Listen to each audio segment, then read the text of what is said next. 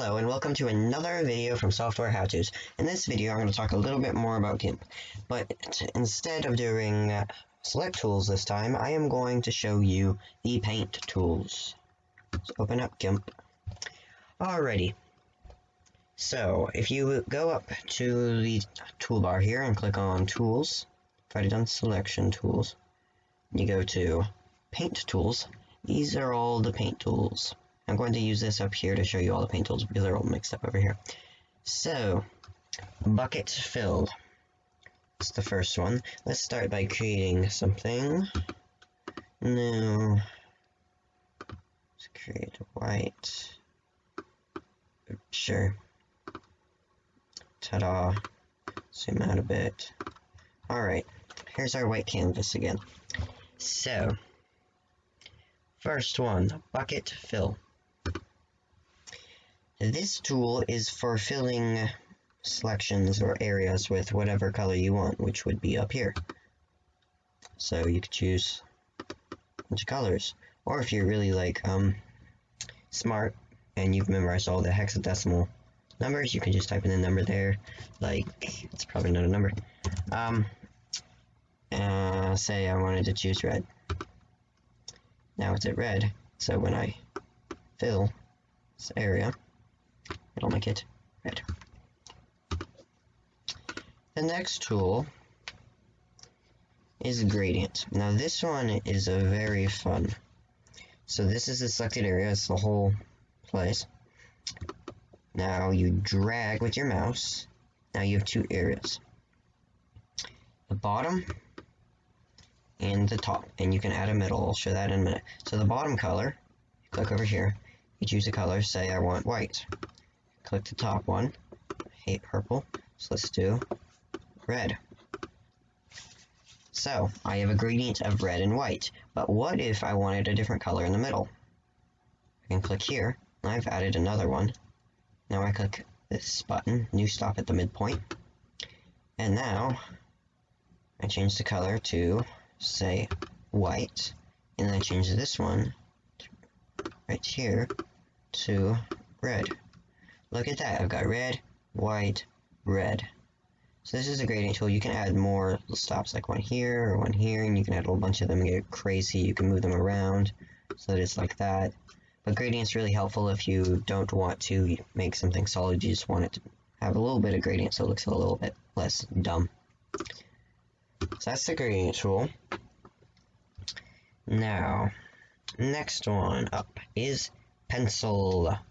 I've already explained that in a previous video, but for your benefit, I will show you that a pencil draws. You can change the color up here, like I said before. So, recent colors are here. If you want to see all your recent colors, then you can go over there.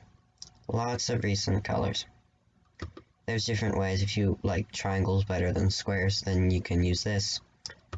If you don't like shapes at all and it's completely random and jumbled up, you can use that. And that's if you are colorblind. I just use this because it's easy. So this, let me change this color so that you can see what I mean here. This is the main color you're going to be using, the primary one. And so whatever you draw with, say a pen, pencil, whatever, it's going to be white. If you wanted red, for example, all you have to do is click this. And now it's red, it's the primary. Now it's red.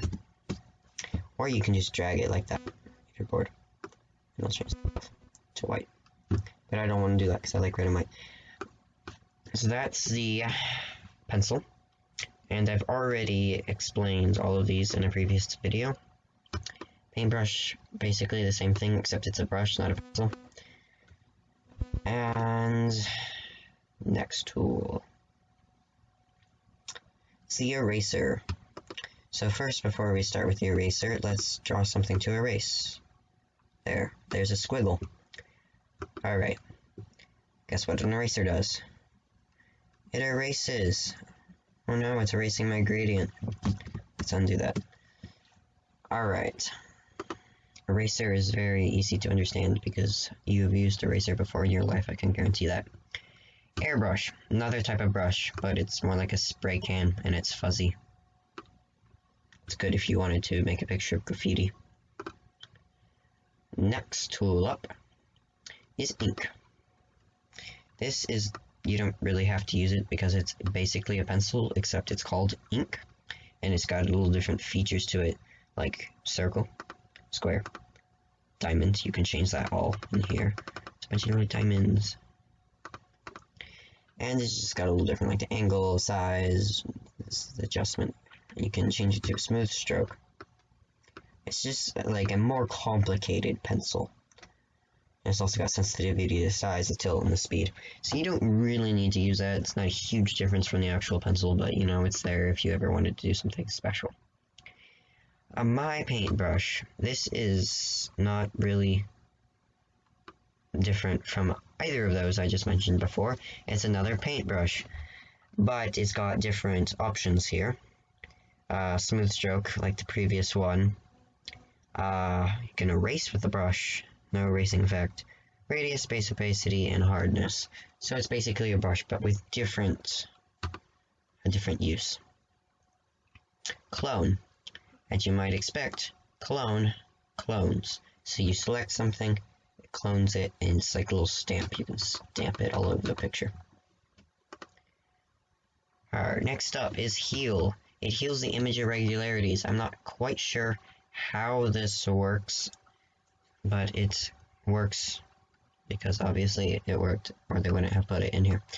So you select the source image, and then it's supposed to heal the irregularities.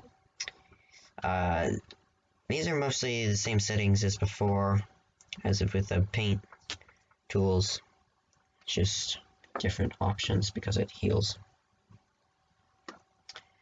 Now, perspective clone is another type of clone tool. I haven't used it, so I'm just going to read this. You clone from an image source after applying a perspective transformation. So it's a little different from the heal, from the clone tool, but it basically does the same thing. Blur or sharpen. So these are kind of fun. So blur or sharpen either blurs it or sharpens it. So right now, let me change the size here, a little bigger.